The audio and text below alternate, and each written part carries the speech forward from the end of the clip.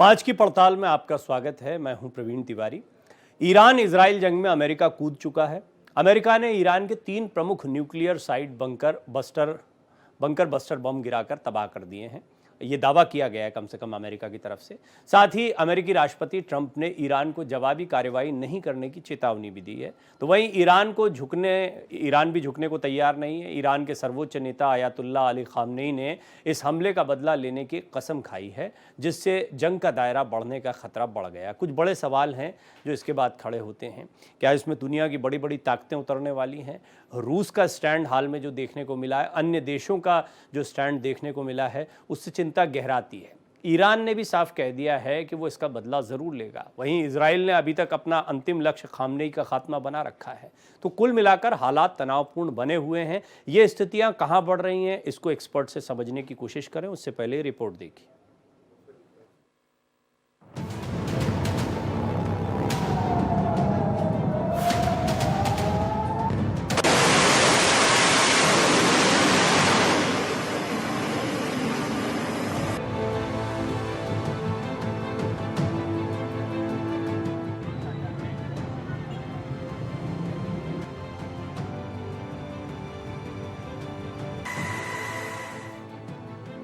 Iran और Israel के बीच जारी जंग में अमेरिका की एंट्री हो चुकी है।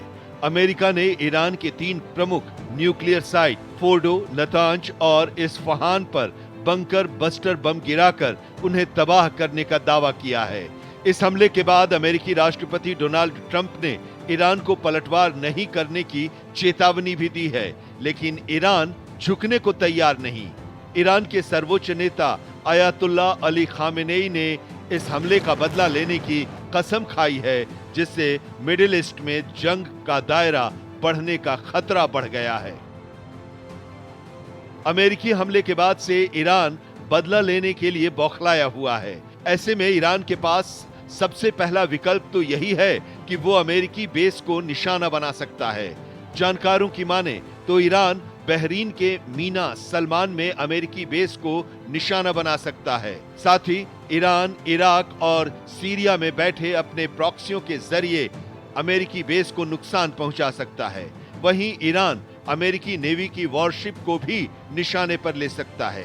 पिछले कुछ सालों से ईरान की नेवी इस पूरी कार्रवाई की प्रैक्टिस भी कर रही है। वहीं ईरान अमेरिकी हमले का बदला लेने के लिए तेल मार्ग स्ट्रेट ऑफ होर्मुज़ को बंद कर सकता है। ईरान की संसद ने इस फैसले को पहले ही हरी झंडी दिखा दी है। अब तो नेशनल काउंसिल को अंतिम मुहर लगानी है। जानकार मानते हैं कि ईरान की एक रणनीति ये भी रह सकती है कि अभी वो किसी भी तरह की कोई प्रतिक्रिया न दे, सही वक्त का इंतजार करे। इस तरह से समय आने पर ईरान अमेरिका के महत्वपूर्ण स्थान को निशाने पर ले सकता है। बात चाहे ट्रेड मिशंस की हो या फिर अमेरिका के डिप्लोमेटिक स्थानों की, वो सरप्राइज अटैक कर सकता है। ईरान के पास ये भी विकल्प है कि वो अमेरिका पर किसी भी तरह का हमला न करे और बातचीत की टेबल पर लौट जाए, लेकिन अब ऐसा करना ईरान के लिए काफी चुनौतीपूर्ण है। बात यहाँ पर उसकी साख की है।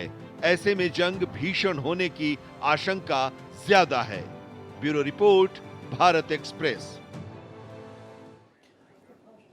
देखिए, जो जानकारियां छनकर आती हैं, दावों के ज़रिए आती हैं, अमेरिका के दावे हैं, ईरान के दावे हैं, इजराइल के दावे हैं, अन्य देशों की एजेंसियों के दावे हैं, उनके आधार पर चीज़ें समझ में आती हैं। एक बात बहुत साफ है कि इस क्षेत्र में जो तनाव बना हुआ है, इसका असर पूरी दुनिया पर पड़ने वाला है।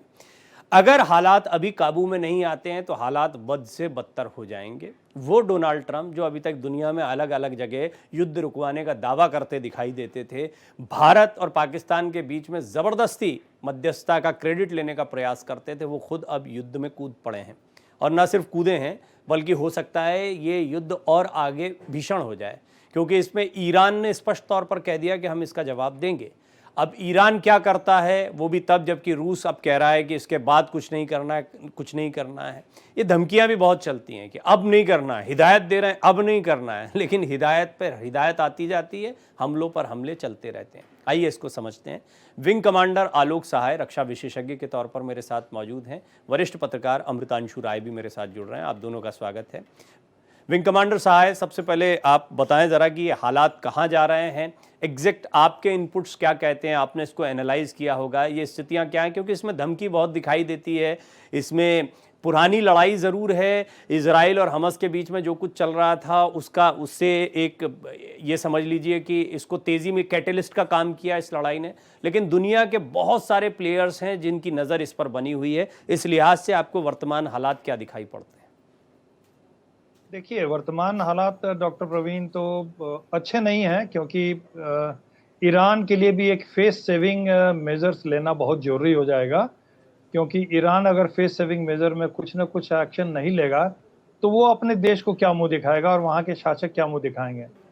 पर दूसरी बात कि ईरान की जो सत्ता है वो बहुत ही धर्मांध उन्मादी व्यक्तियों के साथ में है। आईआरजीसी का जिस तरह से गठन किया गया है, जिस तरह से कठोर तरीके से वहाँ पर धर्म के आधार पर शासन चलाया जा रहा है, जिस तरह से विरोधियों को वहाँ कुचला गया है, तो ये कि जो कट्टर और कड़े नेता का जो नेतृत्व का जो एक की जो छवि है ईरान में, वो धूमिल होगी अगर ईरान कोई बदला नहीं लेता है तो। लेकिन दूसरी तरफ अगर ईरान बदला लेता है तो उसके पास ऑप्शंस क्या-क्या हैं देखिए।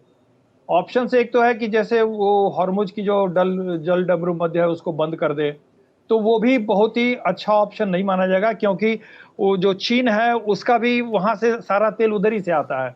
तो बहुत सारे अन्य देश भी अफेक्टेड होंगे जो ईरान के पक्षधर हैं। और दूसरी बात की लड़ाई बहुत ही तेज होने की संभावना है अगर वो उस रास्ते को बंद करता है तो। तेल के भाव ऐसे बढ़ेंगे कि विश्व में हाहाकार मचेगा। तीसरा ऑप्शन उसका यह है कि अमेरिका के जो सेंटर्स हैं गल्फ मिडिल ईस्ट में 19-21 जगहों पे उसके सेंटर्स हैं, वहाँ पर कोई वो आक्रमण करे, और लेकिन आक्रमण करने से ये तो निश्चित है कि अमेरिका प्रतिकार में बहुत ही भीषण आक्रमण फिर करेगा और तब ईरान बुरी तरह से पिटेगा। तो अब ये ऑप्शंस ईरान के पास बहुत ही लिमिटेड हैं। अगर वो करता है तो ईरान को भी अपनी क्षति के लिए तैयार रहना पड़ेगा। तो मुझे खतरा डॉक्टर प्रवीण ये लग रहा है कि ऐसी खबरें छन के आ रही हैं कि चीन के माध्यम से कुछ इंटरकॉन्टिनेंटल बैलिस्टिक मिसाइल ईरान को दिए गए हैं, और ईरान के पास जो संवर्धित यूरेनियम है वो इस स्थिति में है और इस मात्रा में है कि अगर वो चाहे तो 15-20 दिनों में कुछ परमाणु बम बना सकता है। तीसरी बात कि उसके पास हाइपरसोनिक मिसाइल्स हैं, और ऐसे ऐसे मिसाइल्स हैं जिस मिसाइल्स का एयर डिफेंस में काट नहीं है। तो अगर ये जो हाइपरसोनिक मिसाइल, इंटरकॉन्टिनेंटल मिसाइल और ये जो संवर्धित यूरेनियम और प्रोबेबल एटम बम का ये जो कॉकटेल है ना, ये बहुत ही डेंजरस है। ये बहुत ही डेंजरस है। ये कभी उन्माद में आकर के और बदला लेने के जोश में आके ईरान को ऐसा कदम न उठा दे कि वो सीधे अमेरिका के किसी बड़े सेंटर्स पर आक्रमण कर दे बदले के रूप में। तो अब ये बहुत ही युद्ध जो है वो अनलिमिटेड तरीके से बढ़ जाएगा और खतरनाक रूप ले लेगा। लेकिन फिर भी अभी मुझे इसकी संभावना कम लगती है। अभी आपने जो बात बोली ये मेरे दिमाग में भी आया। अभी हमारी टीम से जब हम डिस्कस कर रहे थे तो बिल्कुल यही पॉइंट रखा, क्योंकि सामान्य तौर पर किसी के मन में ये चिंता आती है कि कई मिसाइल्स हैं जो इजराइल में जाकर गिर रही हैं, कई जगहों पर जाकर गिर रही हैं। एयर डिफेंस सिस्टम जो है अब वो वैसे काम नहीं कर रहा जैसे हमास के खिलाफ कर रहा था। कुल मिलाकर अगर एक आध भी कोई परमाणु हथियार चलाया जाता है यहाँ पर तो तबाही का अंदाज़ा लगाना बहुत मुश्किल है, बहुत मुश्किल है। हालांकि ऑलरेडी तबाही बहुत ज़्यादा हुई है, तबाही हमने फिलिस्तीन में भी देखी है। अमृतांशु जी, मैं आऊँगा आलोक जी, इस पर बहुत सारे सवाल आपने जब जानकारियाँ दी तो और निकल कर आए, लेकिन अमृतांशु जी, ये अभी तक तो हमने देखा था हॉलीवुड की फिल्मों को जो है बॉलीवुड में कॉपी किया जाता है, लेकिन मैं देख रहा हूं कि ऑपरेशन सिंदूर को बिल्कुल अमेरिका कॉपी करता दिखाई दे रहा। बिल्कुल वही अंदाज कि अब हमें एस्केलेशन नहीं चाहिए, अब हम नहीं चाहते, हमारा मकसद पूरा हो गया है। अच्छा, यहाँ भी पूरे आतंकी तो खत्म नहीं हुए, वहाँ भी यूरेनियम का क्या हुआ आता पता नहीं है। क्या सचमुच में आपने उसको लगाम लगा दिया जो आपका मकसद, लेकिन यह था कि देखो हमने जो बोला वो कर दिया, हम खाली गाल नहीं बजा रहे थे, हमने हमला भी कर दिया तो इज्जत भी रह गई। इस टाइप की भी लगती है ये लड़ाई। देखिए प्रवीण, ये बात तो एकदम सही है कि ईरान के पास न्यूक्लियर वेपन्स को लेकर के कोई भी खुश नहीं था। स्पेशली विशेष तौर पे वो जो डेमोक्रेटिक वर्ल्ड है, जो डेमोक्रेसी में विश्वास करता है, वो बिल्कुल ही नहीं चाहता कि कोई भी थियोक्रेटिक स्टेट के पास न्यूक्लियर वेपन्स हो। वो एक बहुत ही महंगा सौदा है पूरे दुनिया के लिए। तो इस बात पे तो कोई दो मत नहीं है, मतलब दो राय नहीं था डेमोक्रेटिक वर्ल्ड में कि न्यूक्लियर वेपन्स ईरान के पास नहीं होने चाहिए। उसको लेकर के जो होना था वो यूएस ने कर दिया। अब जिम्मेदारी ईरान पे थोपी जा रही है, जो कि मेरे लिए एक विश्वास के बाहर की बात है कि अब उससे उम्मीद की जा रही है रेस्ट्रेंट की। जबकि एक चीज जो कि वो थ्रेट परसेप्शन के नाम पर अपने देश में न्यूक्लियर वेपन बनाने को वो चाहते थे, न्यूक्लियर वेपन, ताकि उनका एक डेटरेंस हाई लेवल का रहे। अब उनसे आप उम्मीद कर रहे हैं सबसे महत्वपूर्ण चीज, सबसे महत्वपूर्ण डिफेंस उनका छीन के, अब आप उम्मीद कर रहे हैं कि वो एहतियात बरते और रेस्ट्रेन करे और वो रिएक्शन ना दे। ऐसा मुझे लगता है नहीं है होने वाला। लेकिन जो भी है वो कंसल्टेशन का प्रोसेस ऑन है। रशिया से मुलाकात होगी, चाइना से बात होगी, और तमाम इस्लामिक ऑर्गेनाइजेशंस जो एसोसिएशन है ओआईसी इनका, उसके कई सदस्यों से राय विचार होगा। पाकिस्तान से भी हो सकता है बात हो, चाहे कुछ भी हो, लेकिन ईरान रिएक्ट तो करेगा। एक बात तो साफ है विंग कमांडर साहब कि ये जैसा दिखता है वैसा है नहीं। जितनी खींचतान दिखाई देती है उतनी होती नहीं है। इसमें शक्ति की लड़ाई तो है ही, साथ ही साथ में दुनिया के सामने जैसे चीज़ें निकल कर आती हैं शायद हकीकत उससे अलग हो। इजराइल की चुनौतियां अलग हैं। इजराइल और ये पूरा मिडिल ईस्ट का ये क्षेत्र, ऐसा कोई समय नहीं रहा जब तनाव की स्थिति में ना रहा हो। इतना तनाव चलता है, लेकिन अब ये युद्ध जैसे हालात बन गए जब फिलिस्तीन के खिलाफ या हमास के खिलाफ जो एक तगड़ी कार्रवाई की गई है और अमेरिका फिर इसमें कूद आया है। तो हकीकत क्या है यहाँ पर? क्या सिर्फ एक संदेश दिया जा रहा है बोलकर, बताकर, या फिर आपको लगता है कि सचमुच में ईरान में सत्ता परिवर्तन करवाने में अमेरिका कामयाब हो जाएगा? देखिए, अभी तक जैसे हालात लग रहे हैं, सत्ता परिवर्तन का प्रयास तो बहुत दिनों से अमेरिका कर रहा है, लेकिन मुझे नहीं लगता है कि अभी सत्ता परिवर्तन अभी इतनी जल्दी हो पाएगा, क्योंकि वहां जब तक ये कट्टरपंथी बैठे हुए हैं, उनकी जड़ें बहुत गहरी हैं। जब तक ये बहुत ही कमजोर नहीं होंगे तब तक सत्ता परिवर्तन नहीं होगा। जितने भी प्रोग्रेसिव एलिमेंट्स हैं ईरान के, वो या तो ईरान में दबा दिए गए हैं या वो ईरान छोड़ के जा चुके हैं। तो अब ऐसे में मुझे तो लग रहा है कि ईरान के पास ऑप्शन जो है वो ये है कि शायद वो एक आध जगह एक कोवर्ट ऑपरेशन कर सकता है बदला लेने के लिए, सॉफ्ट टारगेट पे, कहीं पे किसी एम्बेसी में, इज्जत बचाने के लिए कि हमने जवाब दिया। जी। तो अब ये संभावना लगती है। एक और बताऊं मैं बात डॉक्टर प्रवीण की, शुरू से मैं कहता रहा हूं कि रूस भी बहुत ही खुल करके अपने साजो सामान और सेना के साथ में ईरान के साथ नहीं आएगा, क्योंकि देखिए जनवरी में एक इनकी संधि हुई थी, इसी जनवरी में, इसी साल में रूस और ईरान के बीच में संधि हुई थी, और उस संधि के जो प्रोविजंस थे उससे बहुत ज्यादा खुश नहीं थे पुतिन। उसका कारण ये था कि एक देखिए उसमें पुतिन ने ऑफर दिया था कि S-400 S-500 एयर डिफेंस आप लगाइए, अपने को मजबूत करना चाहते हैं तो, जिसको इन्होंने डिक्लाइन कर दिया था, इन्होंने नहीं लिया था। और इससे भी पुतिन को थोड़ा सा उनको तलखी हुई थी, भाई अरे क्या बात है। तो ईरान जो है वो पूरी तरह से रूस के गोद में जाके बैठा नहीं था, मैं अगर बहुत ही रॉ लैंग्वेज में बोलूं तो इसलिए भी और दूसरी बात कि उस संधि में अगर आप देखें जो जो चीजें हैं, सामरिक सहयोग की बातें हो रही हैं, सब कुछ है, लेकिन कोई भी ऐसा इंटरनेशनल पैक्ट अभी ईरान और रूस के बीच में नहीं है जिसमें रूस को बाध्य होना पड़ेगा कि ईरान को बचाने के लिए उसे आना है। कोई ऐसी संधि नहीं है। चीन जो है वो मदद करेगा, वो क्लैंडस्टाइन तरीके से, गुप्त तरीके से मदद करेगा, वो शुरू से कर रहा है। उसने जितने जहाज भी भेजे हैं तो अपने ट्रांसपॉन्डर्स ऑफ करके भेजे हैं। शुरू में ट्रांसपॉन्डर्स ऑन थे तो वो मीडिया पे आ गए, अब वो ऑफ करके भेज रहा है, जिसकी भी सूचना छन छन के आ रही है। तो ये अभी ऐसे ही चलेगा और ईरान को कोई भी उसके साथ में मुखर रूप से खड़ा नहीं होएगा, मेरा ऐसा मानना है। और जैसा कि इन्होंने हमारे पत्रकार जी ने कहा, पैनलिस्ट ने बहुत बिल्कुल सही कहा। देखिए, विश्व में मुस्लिम कंट्रीज तो बहुत हैं, लेकिन एक धार्मिक उन्माद वाले जो इस्लामिक कंट्री हैं वो दो हैं। एक सब नंबर 1 पे ईरान है और नंबर 2 पे पाकिस्तान है। तो ऐसे उन्मादी शासकों के हाथ में न्यूक्लियर वेपन विश्व के लिए एक बहुत बड़ा खतरा है। ये सारे देश जानते हैं, सारे नेता जानते हैं। अब अमेरिका की और वेस्टर्न कंट्रीज की मजबूरियां हैं कि वो पाकिस्तान को अपने साथ लेके चलना चाहते हैं, क्योंकि उनके काफी ज्यादा हित यहाँ पर सधते हैं पाकिस्तान के द्वारा। मैंने पिछले बार भी डॉक्टर प्रवीण बोला था ऑपरेशन सिंदूर के समय में कि सबको लग रहा था कि अमेरिका का ऐसा रुख, इतना बायस्ड रुख कैसे हो गया है।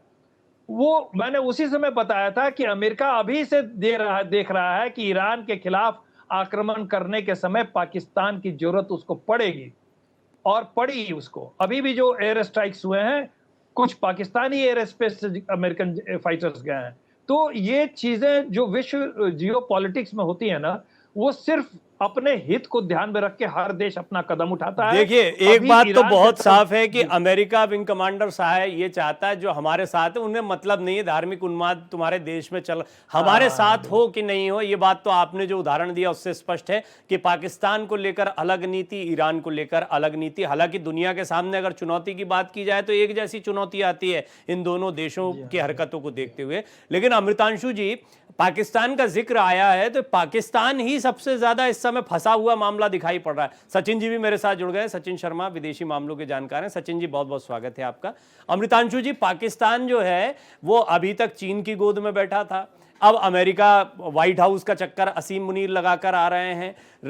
रशिया जो है वो अभी बोल रहा है मुखर रूप से चीन के विषय में जो अपरोक्ष मदद पहुंचाने की बात विंग कमांडर साहे ने कही है, स्पष्ट तौर पर बताता है कि पाकिस्तान का रोल बड़ा कंफ्यूजिंग है। क्या वो उलझा हुआ है, या इस बात को अमेरिका जानता है कि बाद में देखा जाएगा वो इनका चीन का मसला क्या है और पाकिस्तान का क्या करना, अभी तो इसकी जरूरत है हमको।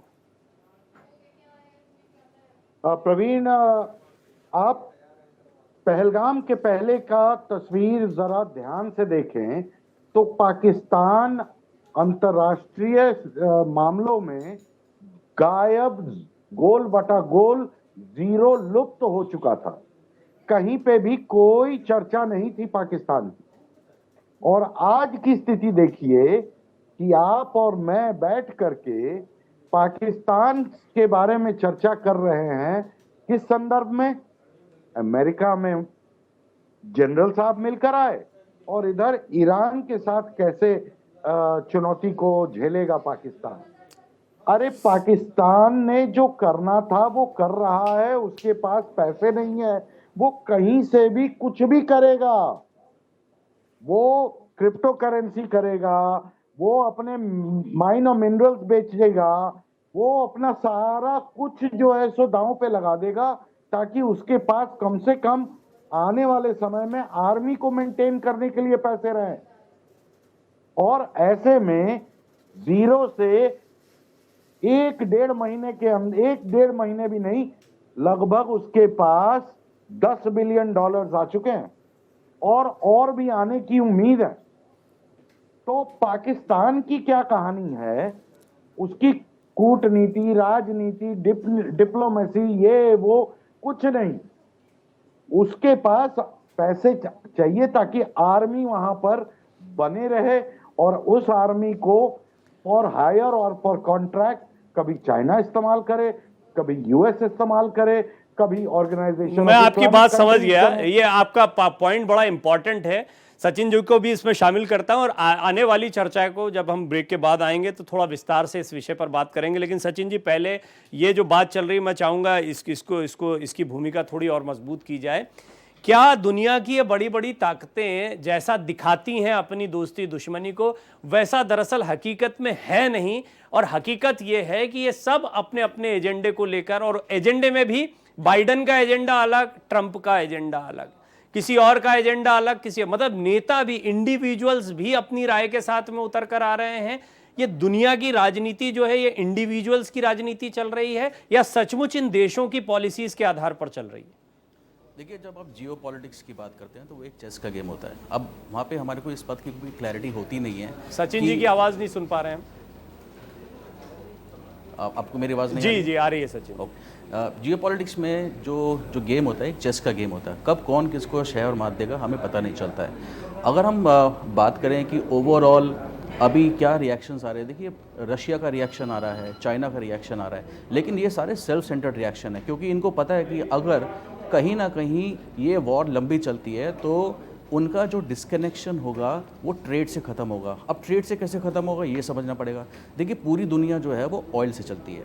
अगर ऑयल महंगा होता है तो पूरी दुनिया की इकोनॉमी में इम्पैक्ट करता है। अगर ऑयल रुक जाता है, जैसे कि बोल रहे हैं कि स्ट्रेट ऑफ हॉर्मज़ को वो ब्लॉक कर देगा, तो दुनिया के अंदर, पूरे विश्व के अंदर सबसे बड़ा जो इम्पोर्टर है, जो ख़रीदार है तेल का, वो चाइना है।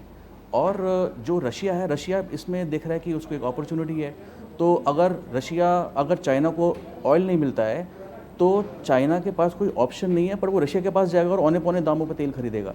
तो ये सारी जो कहानियाँ चल रही हैं, ये सारे जितने भी वक्तव्य चल रहे हैं, ये सारे हवा की बातें चल रही हैं। फेसबुक पे ये लड़ाई चल रही है, फेसबुक पे ही सपोर्ट चल रही है। आप देखिए, रशिया ने अपना रिएक्शन दिया, चाइना ने अपना रिएक्शन दिया, लेकिन किसी ने भी अपनी मिलिट्री सपोर्ट नहीं दी है, किसी ने भी आर्म सपोर्ट नहीं दिए, किसी ने भी एमुनेशन सपोर्ट नहीं दिए, किसी ने भी अपने सिपाहियों को दूसरे देश में नहीं भेजा है, किसी ने अपनी मिसाइल्स नहीं दी हैं, किसी ने अपने ग्रेनेड्स नहीं दिए हैं, अपने रेडार्स नहीं दिए हैं, अपने एयर डिफेंस सिस्टम्स नहीं दिए हैं। तो ये जो पूरा जो जितना भी जियो पॉलिटिक्स का सिस्टम चल रहा है, और अभी इसमें मेरे ख्याल से कोई ज़्यादा रिएक्शन देगा भी नहीं, इन्वॉल्वमेंट नहीं करेगा, क्योंकि सबको पता है कि अमेरिका इसके अंदर इन्वॉल्व हो चुका है। जी, लेकिन इसमें एक बड़ी बात ये भी है, आपने ठीक कहा कि यहाँ पर कोई ज़बरदस्ती नहीं, और चीन तो बहुत ही, जिसको हमारे यहाँ पे सयाना शब्द इस्तेमाल करते हैं ना, एक बहुत ही अलग स्ट्रैटेजी से चलता है। वो बिना वजह, वो तो अपने झंझट में नहीं पड़ता और दूसरे के झंझट में तो सिर्फ बोलने में भी वो बहुत कंजूसी बरतता है। बट अल्टीमेटली ये जो बहुत सारे एक्सपर्ट्स कह रहे थे कि ये वर्ल्ड वॉर की तरफ जा रहा है, वर्ल्ड वॉर की तरफ जाने के लिए अब देखना होगा कि कौन कौन सा देश अपनी इकोनॉमिक ग्रोथ को स्टेक पर रखने के लिए तैयार है। और इसके लिए मुझे नहीं लगता कि आज कोई छोटा मोटा देश भी, बड़ी बड़ी इकोनॉमीज तो छोड़ दीजिए, कोई छोटा मोटा देश भी इसके लिए तैयार होगा। जी बिल्कुल ठीक कह रहे हैं आप। कोई भी देश नहीं हुआ। इनफैक्ट अगर आप देखते हैं पूरा मिडिल ईस्ट है। मिडिल ईस्ट क्या है? बेसिकली एक रिपोजिटरी है ऑयल की। और अगर आप पर्शियन गल्फ को देखते हैं, जो कि स्ट्रेट ऑफ हार्मस है, वहाँ से तकरीबन 20 से 25 ऐसे देश हैं जो ऑयल प्रोड्यूसिंग देश हैं। देखिए, ईरान की जो इकोनॉमी है वो ऑलरेडी इस टाइम डिस्टर्ब है, और ईरान जो है वो यूएस के सैंक्शन के अंदर ही काम कर रहा है। तो उसकी मजबूरी ये है कि उसके बाद जितना भी तेल आता है वो चाइना को बेचता है और औने पौने दाम पे बेचता है। चाइना उससे डिस्काउंट मांगता है। लेकिन अगर आज ईरान ये डिसीजन लेता है कि हम जो पर्शियन गल्फ के अंदर जो स्ट्रेट ऑफ हार्मस है, अगर हम उसको ब्लॉक कर देते हैं, तो कहीं ना कहीं ये एक प्रेशर बिल्डअप होगा इजराइल के ऊपर। वो कैसे होगा? आप अगर मुझे 2 मिनट का समय देंगे तो मैं आपको समझाऊंगा। देखिए, पर्शियन गल्फ के अंदर तकरीबन 20 से 25 कंट्रीज़ हैं, जैसे सीरिया है, टर्की है, कतर है, कुवैत है। ये सारे ऑयल प्रोड्यूसिंग नेशंस हैं। अब इन सब का जो पैसेज है वो पर्शियन गल्फ से जाता है, जहाँ पे जितना भी ट्रांसपोर्टेशन होता है ऑयल का वो उस पर्शियन गल्फ से होता है। अब पर्शियन गल्फ के अंदर ये बात भी बड़ी क्लैरिटी से मैं आपको बता सकता हूँ कि अमेरिकन एसेट्स वहाँ पे ज़रूर होंगी। अमेरिकन नेवी एसेट्स होंगी, चाहे उनके सबमरीन हो, चाहे उनके डिस्ट्रॉयर्स हों।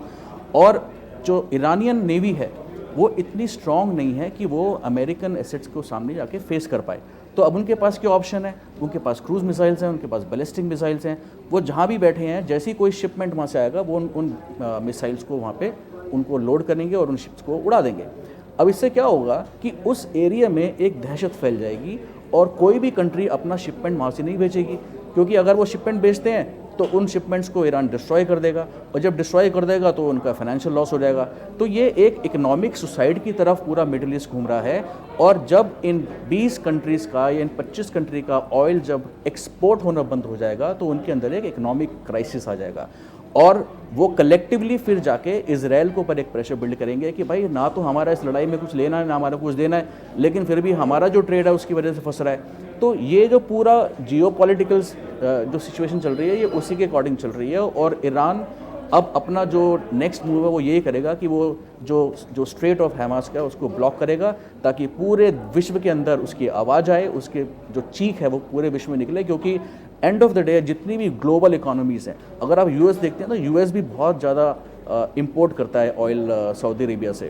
तो जब ये देश चिल्लाएंगे एक प्रेशर बिल्ड करेंगे इसराइल के ऊपर, और जब इसराइल के ऊपर प्रेशर बिल्ड होगा तो कहीं ना कहीं इसराइल एक डिस्कशन टेबल पर आएगा, और कहीं ना कहीं संधि होने के डिस्कशन के चांसेस हैं। ठीक, इसको और थोड़ा समझेंगे। देखिए, अभी तक जो बातचीत हुई है उसमें कुछ पहलू सामने आ गए हैं। एक तो बेवजह युद्ध कोई नहीं चाहता है, लेकिन इसके बावजूद जो हालात हैं वो तनावपूर्ण बने हुए हैं।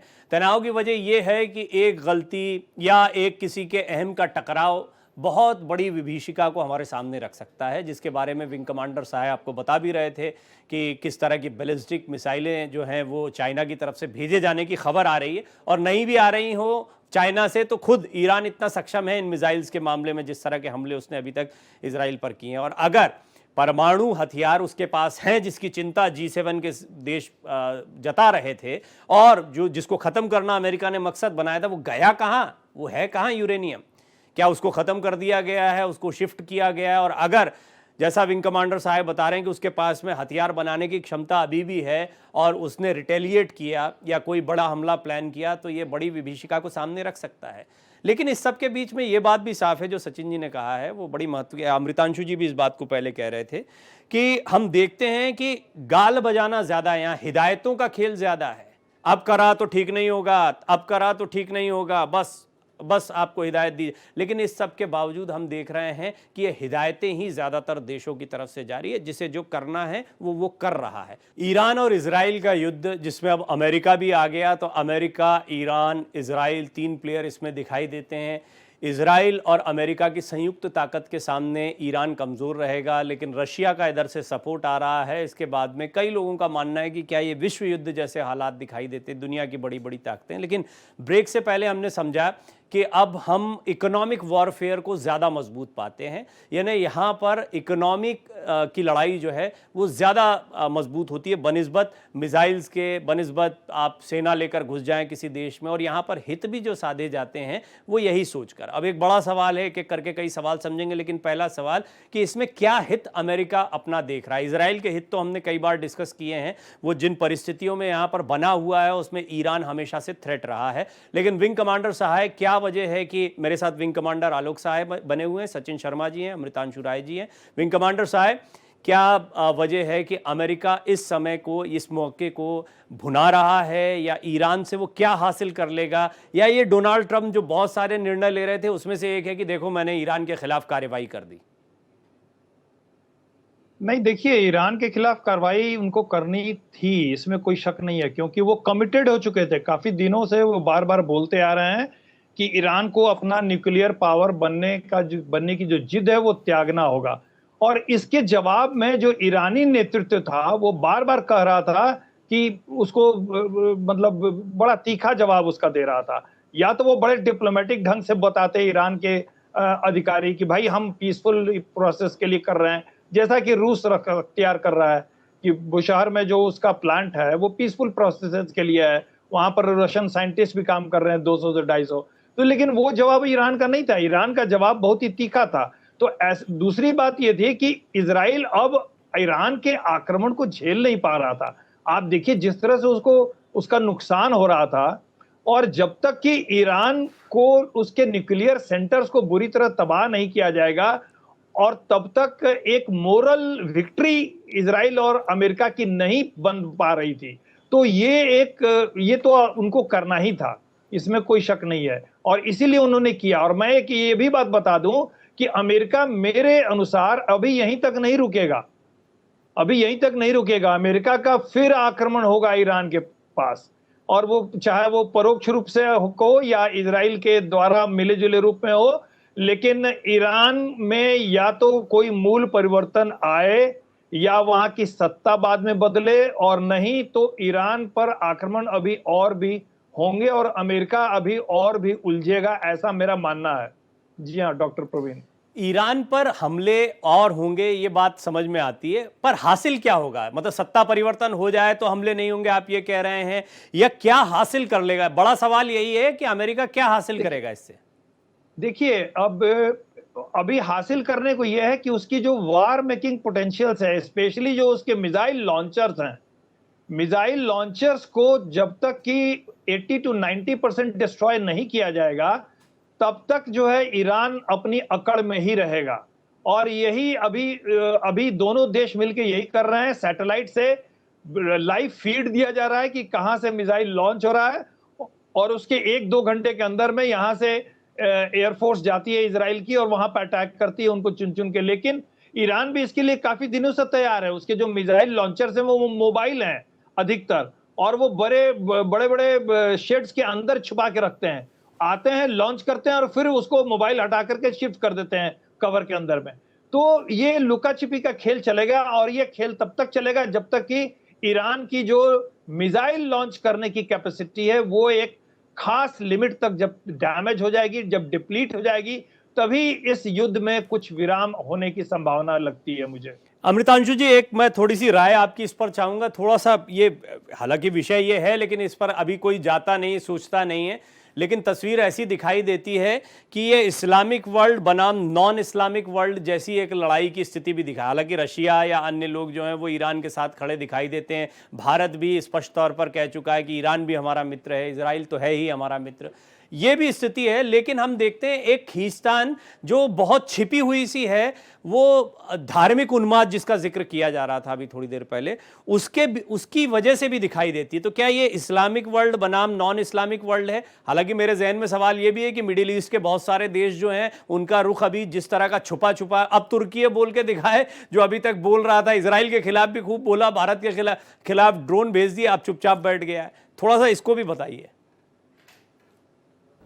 देखिए, सीधा सपाट है। सबसे पहले तो इजराइल को राहत पहुंचानी थी। ऐसे मुकाम पे आ चुका था जब दबाव में आ चुका था ईरानी मिसाइल अटैक की वजह से। एक दूसरा, न्यूक्लियर मिसाइल ईरान के पास नहीं हो सकता, और इसका जो कारण दिया अमेरिका ने कि डेमोक्रेटिक वर्ल्ड इस राय विचार पे है कि एक थियोक्रेटिक स्टेट के पास न्यूक्लियर मिसाइल नहीं रह सकता, इस आधार पे, ताकि क्योंकि दुनिया को वो और भी डेंजर जोन में ले जाता है। तीसरा, इस तरह करके तीसरे चौथे पांचवें मैं गिनवाते रहूंगा, लेकिन एक अंडरलाइनिंग है और अंडरपिनिंग है जिसको प्रवीण आप महीनी समझेंगे। ये पूरी कहानी है अमेरिका वर्सेस चाइना, और एक के बाद एक आप ध्यान करते जाएं कि वो सारे देश जो चाइना के साथ मिले हुए हैं या उसके साथ ट्रेड कर रहे हैं या बिजनेस कर रहे हैं या एक्सपोर्ट इंपोर्ट कर रहे हैं या उससे फंड्स ले रहे हैं, उसका डिफेंस का बजट, मतलब डिफेंस का प्रोक्योरमेंट कर रहे हैं, उन सारे देशों पर कहीं ना कहीं अमेरिका का दबाव बनता चला जा रहा है कि वो चाइना से डीलिंक हो। और पाकिस्तान सबसे पहला कड़ी है जिससे कि चाइना के मुंह से निकालने की कोशिश अमेरिका कर रहा है पाकिस्तान को, और ये बात अच्छी तरह से समझ में आती है। ईरान 90% ऑयल सप्लाई, एनर्जी का सिक्योरिटी चाइना का ईरान से है, आता था, और वहां पे ये स्थिति हो रही है। इसी तरह करके आने वाले और भी तमाम ऐसे देश हैं जो कि मुख्य तौर पे चाइना के लिए एक ग्लोबल फुटप्रिंट का काम कर रहे हैं, उन सब पे दबाव होगा ताकि ये क्लियर हो सके कि अमेरिका अभी भी टॉप पे है, कंट्रोल में है, और वो कंट्रोल करके जो यूनिफोकल एक पोलैरिटी है पूरे दुनिया का जो टोटल हेगेमोनिस्टिक अप्रोच है, वो साबित करके रहेगा ट्रंप। ये इंटरेस्टिंग पॉइंट है। इनफैक्ट मुझे लगता है कि ये ज़्यादा महत्व की बात है सचिन जी, कि हमने देखा पहले तो America first, make America great again, मागा करके उन्होंने शुरू किया, और उनके रेसिप्रोकल टैरिफ की बात हो या कई और अन्य डिसीजंस जो लेते रहे, वो पड़ोसियों को लेकर भी हो, या वर्ल्ड पॉलिटिक्स में जिस तरीके से वो अपने दोस्त और दुश्मनों को चिन्हित करते चले गए, बड़े खुल के चीन के खिलाफ जिस तरह से बोले, चीन के सामने जैसे खड़े हो गए। क्या आप इसको इकोनॉमिक वॉरफेयर के तौर पर देखते हैं? ईरान वाले मसले को उनका जो मुख्य एजेंडा शुरुआत में राष्ट्रपति बनने के बाद उन्होंने रखा, ईरान वॉर को, ईरान के साथ में युद्ध में उतरने को आप उससे कहीं जोड़कर देखते हैं? कुछ बातों का जिक्र तो खैर अमितांशु जी ने किया। अमेरिका और पाकिस्तान जो है दो चरित्रहीन देश हैं। मैं इनको चरित्रहीन इसलिए बोलता हूँ क्योंकि इनका कैरेक्टर नहीं है। हर दूसरे दिन इनकी स्टेटमेंट चेंज होती रहती है। अब बात करते हैं कि ये किस तरह से ये इकोनॉमिक वॉरफेयर में कन्वर्ट होने वाला है। जैसे मैंने पिछले सेशन में भी बोला कि अमेरिका जो है उसका एक जब जब जब ट्रम्प साहब आए थे अपने सेकंड जो उन्होंने टेन्योर लिया है, उसमें उनका फोकस बहुत क्लियर था कि मुझे अमेरिका को दोबारा ग्रेट बनाना है। अब ग्रेट कैसे बनाना है, उन्होंने बैठ के शांति से घर में अपने चिंतन किया कि मैं क्या ट्रेड के ऊपर पूरे देशों में लोगों से लड़ाई करूं, एक वो पॉइंट ऑफ व्यू हो सकता है। क्या मैं कुछ ऐसी सिचुएशंस क्रिएट करूं जहां पर मैं आग भी लगाऊं और उस आग को बुझाऊं भी, यानी कि मैं दो देशों को लड़वा दूं और उन देशों को फिर मैं अपना वेपन वाला जो बिजनेस है वो ऑफर करूं, प्रपोज करूं, और उससे क्या होगा, मेरा वेपन मार्केट बढ़ेगा। उधर चाइना जो है, चाइना एक ऐसी इमर्जिंग कंट्री आ रही है क्योंकि चाइना के पास अपना जो डीप टेक टेक्नोलॉजीज़ का जो एक रिपोजिटरी है वो बहुत स्ट्रांग है, चाइना का इंफ्रास्ट्रक्चर बहुत स्ट्रांग है और चाइना की लीडरशिप बहुत स्ट्रांग है। चाइना को एक थ्रेट की तरह देखता है और कहीं ना कहीं वो ये चाहेगा कि एशिया के अंदर और मिडिल ईस्ट के अंदर अगर चाइना को डीलिंग कर दिया जाए तो कहीं ना कहीं चाइना के ऊपर इम्पैक्ट पड़ेगा। अब ये डीलिंग वाला कैसे होगा, देखिए कहीं ना कहीं जब कोई भी कंट्री वॉर में जाती है तो वो एक प्री एजम्पशन जरूर करती है कि अगर मैंने अटैक किया तो अपोजिशन वाले क्या क्या स्टेप्स ले सकते हैं, और एक स्टेप उसका सबसे बड़ा ये है कि अगर स्ट्रेट ऑफ हॉर्मुज़ बंद हो जाता है तो कहीं ना कहीं चाइना की जो लाइफ लाइन है, चाइना का जो डेली का रिक्वायरमेंट है वो 11 मिलियन बैरल का उनको तेल चाहिए। अगर उनको 11 मिलियन बैरल तेल अगर डेली नहीं मिलेगा तो कहीं ना कहीं उनका ट्रेड खत्म होगा, उनकी इकोनॉमी वीक होगी। और अगर ये वॉर 20 दिन, 2 महीना, 3 महीना चल जाती है तो चाइना को कोई ऑप्शन नहीं होगी, बल्कि उनको महंगा तेल रशिया से लेना पड़ेगा, या हो सकता है कहीं ना कहीं उनको अमेरिका के पास भी जाना पड़े अपनी रिक्वायरमेंट्स के लिए। दूसरा, भारत को भी इस बारे में सोचना पड़ेगा क्योंकि हमारी जो डेली की रिक्वायरमेंट्स है वो भी तकरीबन 5 मिलियन बैरल की है, और अगर ये लड़ाई चलती है तो हमें ये देखना पड़ेगा कि तकरीबन 50% जो हमारी रिक्वायरमेंट्स हैं वो सारी स्ट्रेट ऑफ हार्मस से पूरी होती हैं। तो अगर straight of harms he block हो जाती है तो भारत के पास भी कोई ऑप्शन नहीं होगी, भारत को भी जाके रशिया के पास जाना पड़ेगा या दूसरी कंट्रीज में जाना पड़ेगा अपना तेल लेने के लिए। प्रॉब्लम ये है कि जिनको तेल बेचना है वो तेल नहीं बेच पा रहे हैं, जिनको तेल खरीदना है वो तेल नहीं खरीद पा रहे हैं क्योंकि बीच में पूरा जो नेटवर्क है वो ब्लॉक हो गया है। तो हमें ये चीज़ें समझनी पड़ेगी और ये कहीं ना कहीं दोनों कंट्रीज़ की, दोनों लार्ज इकोनॉमीज़ के बिजनेस पे इम्पैक्ट करेगी, मिडिल ईस्ट के बिजनेस में इम्पैक्ट पड़ेगी, और डिपेंडेंसी जो है फिर यूएस पे भी आएगी। हो सकता है कहीं ना कहीं ये कंट्रीज़ यूएस के पास जाके बोलेगी हमें पैसा दीजिए, हम आपसे लोन लेना चाहते हैं। तो कहीं ना कहीं चाहे आप लोन दें, चाहे आप वेपन्स बेचें, चाहे आप तेल बेचें, कहीं ना कहीं आपकी इकोनॉमी को बूस्ट मिलता है। तो कुल मिलाकर आप ये मान रहे हैं, जो मैं आपसे सवाल पूछ रहा था, कि ये इकोनॉमिक वॉरफेयर का ही हिस्सा है, ईरान को दबाव में लाओ, वहां से टारगेट करो चाइना को, ये इतना गुणागणित लगाया होगा, या फिर जो पहले से बात होती चली आ रही है हमारी आपकी कि इजराइल को सपोर्ट करने के लिए इजराइल कमजोर पड़ रहा था इसलिए अमेरिका को कूदना पड़ा, क्योंकि दोनों बिल्कुल अलग एक्सट्रीम्स दिखाई देते हैं। ईरान के साथ ये खींचतान, चीन के साथ खींचतान आज की बात नहीं है, लेकिन अब जो आपने आकलन बताया है वो ऐसा लगता है बड़ा सोच समझ कर खेला गया। क्या इतना सोचा समझा गया है अमेरिका की तरफ से इसमें उतरने के पहले? आज की जो लेटेस्ट न्यूज़ है वो है कि जो यूके के सेक्रेटरी हैं उन्होंने बीजिंग में फ़ोन करके ये बोला है कि आप ईरान को बोलिए कि स्ट्रेट ऑफ हार्मुज़ को ब्लॉक ना करें, और उसका उन्होंने रीज़न ये दिया कि देखिए पूरी दुनिया तो एक पेंडेमिक लाइक सिचुएशन में आ जाएगी क्योंकि तेल नहीं मिलेगा, लेकिन अगर ये हो गया तो आपकी इकोनॉमी पे कितना इम्पैक्ट पड़ेगा, क्योंकि तो आपकी जो तेल की रिक्वायरमेंट है वो पूरी दुनिया के अंदर सबसे ज़्यादा रिक्वायरमेंट तो आप ही के पास है। तो अगर आप ही के पास तेल नहीं आ रहा है तो आप क्या करोगे? तो कहीं ना कहीं वो ये जियोपॉलिटिकल स्टेप है। कहीं ना कहीं ये बात अमेरिका ने पहले ही प्रीएम्प्ट कर ली थी। देखिए दो चीज़ें हैं, इजराइल के कंधे पे रख के बंदूक चलाना और जियोपॉलिटिकल सिचुएशंस को अंडरस्टैंड करके अपने आप को कैसे इकोनॉमिकली आप सामने वाले को उनके ऊपर भारी पड़ते हो, उनके ऊपर हावी हो जाते हो, ये अमेरिका का स्टेप है। और मुझे लगता है कि अभी अमेरिका जो है वो इस वॉर से बाहर नहीं निकलेगा, क्योंकि उसने अपने जो बेसिस हैं, नेवी बेसिस, अपने air bases in middle east 20 countries में बना के रखे हुए हैं। तो वो इस वॉर से भी बाहर नहीं निकलने वाला है जब तक उसको इस बात की एक पुष्टि नहीं हो जाती है कि कहीं ना कहीं इस वॉर के जो आउटकम्स हैं वो उसको बेनिफिट करने वाले हैं। देखिए अमेरिका ना तो इजराइल का सगा है, ना अमेरिका पाकिस्तान का सगा है, ना अमेरिका किसी का सगा है। हिंदुस्तान का सगा है। अमेरिका सिर्फ ये देखता है कि मुझे पैसा कहाँ से मिलेगा, मेरी इकोनॉमी कहाँ से ग्रो करेगी।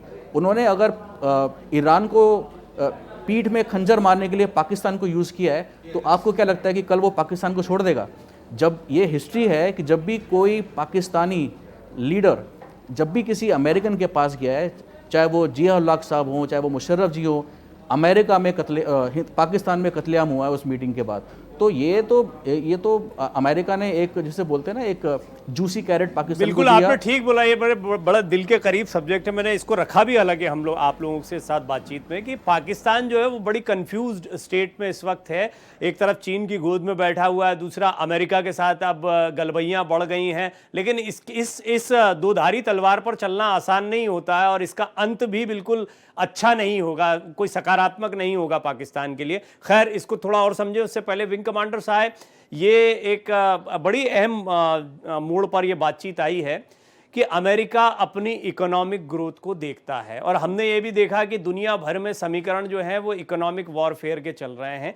इराक से बड़ा कंपेयर किया जाता है। सद्दाम हुसैन की तस्वीरें आप देख रहे हैं, बड़ा वायरल हो रही हैं। आप दोनों सिचुएशंस का आकलन, ईरान का वर्तमान स्थितियां और इराक में जो कुछ हुआ उसका कैसे, क्योंकि वहां भी तेल का खेल, ये बातें बहुत चलती थी, क्या ईरान के साथ भी तेल का खेल होने जा रहा है या ये स्थिति कुछ अलग है? देखिए, ईरान के साथ तो तेल का खेल होगा, लेकिन वो बाई प्रोडक्ट है। वो जो बाई प्रोडक्ट है, मेन इसका मुद्दा मेरे हिसाब से वो परमाणु बम ही है, क्योंकि परमाणु बम ईरान के हाथ में आना जो है न सिर्फ इजराइल के लिए बल्कि विश्व के कई देशों के लिए बहुत बड़े खतरे की घंटी है। इजराइल और अमेरिका के लिए तो हाँ बिल्कुल ही बड़े खतरे की घंटी है।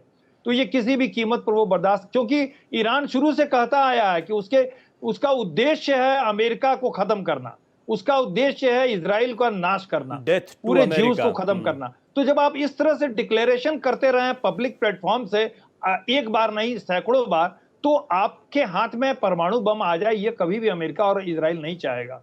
तो ये तो प्राइमरी मुद्दा है। मैं दो बातें ऐड करना चाहूंगा डॉक्टर प्रवीण, आपने जो बोला था ना कि जो कहीं एक हल्का सा ये जो इस्लामीकरण करने की जो प्रयास हो रहा था, देखिए पहला प्रयास इसका किया था पाकिस्तान के विदेश मंत्री ने, अपना एक स्टेटमेंट दिया था कि अब समय है कि सारे मुस्लिम देश जो है उनको इकट्ठा हो जाना चाहिए।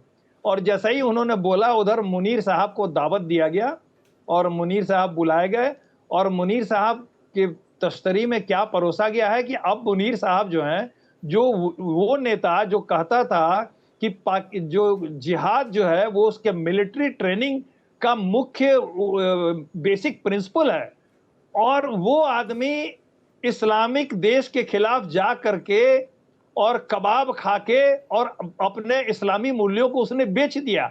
तो अब मुनीर साहब पाकिस्तान के मुल्लाओं को क्या चेहरा दिखाएंगे, ये अब देखने की बात है। बड़े बुरी फंसे हैं वो, बहुत ही बुरे फंसे हैं। तो दोधारी तलवार मैंने कहा, ये जो आप बता रहे हैं तेल का, मुझे एक, हाँ डॉक्टर प्रवीण, मुझे एक इसमें संभावना और लग रही है। ये जो देखिए अभी स्ट्रेट ऑफ हॉर्मुज बंद नहीं हुआ है, लेकिन उसके पहले ही बमबारी जिस तरह से होने लगी है, वहां पर तेल के जहाजों की आवाजाही बहुत बुरी तरह प्रभावित हुई है। एक आंकड़ा आया है कि पिछले एक हफ्ते में जो खाली टैंकर्स हैं वो 32% आने कम हो गए हैं, और जो फील्ड टैंकर्स हैं जो वहां से निकलते थे वो करीब 27% कम हो गए हैं अभी पिछले एक हफ्ते के अंदर में।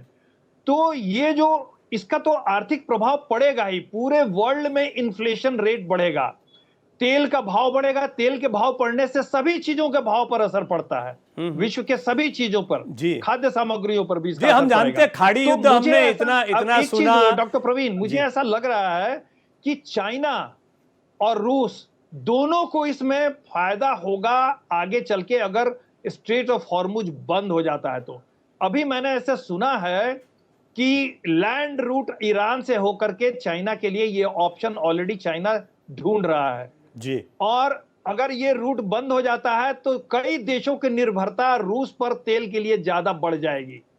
तो थोड़ा सा ये हाँ, बड़ा ये सचिन जी ने, diplomatic मुझे और लगता है सचिन जी ने geopolitical इसको chess एक्सप्लेन game भी है। किया।